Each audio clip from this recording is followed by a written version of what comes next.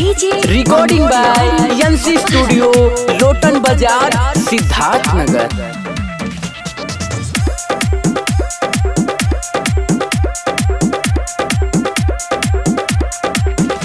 अरे हमारा से ऐसे न कटनी कराई, गोरई से किन मोरा करिया हो जाई। अरे हमारा से ऐसे न कटनी कराई, गोरई से किन मोरा करिया हो जाई।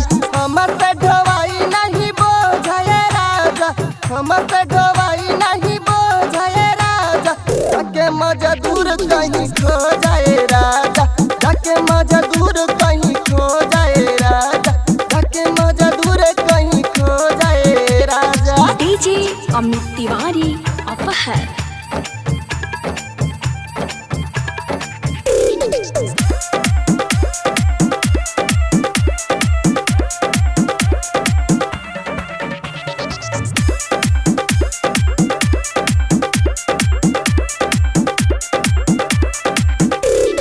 संगही में कटनी करई थी बलम, दोपहर में खाना बोले आई थी बलम, अघा में लागत अचारा ओढ़ई थी बलम, हथवे से अपना खियाई थी बलम।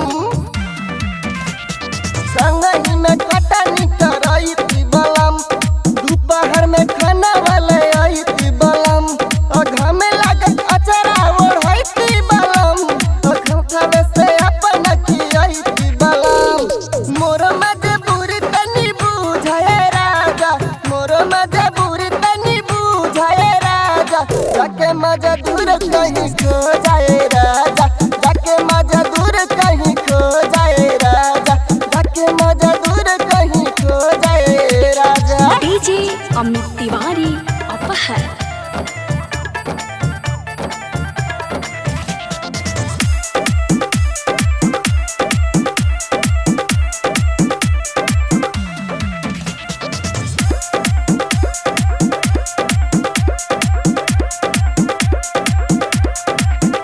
अरे कैसे सुनाई लाचारी हो, क्या है रा पवन गिरधारी हो, बात नहीं मन बात सुनाए पिया, चली जाइब तुहा के बिसारी हो।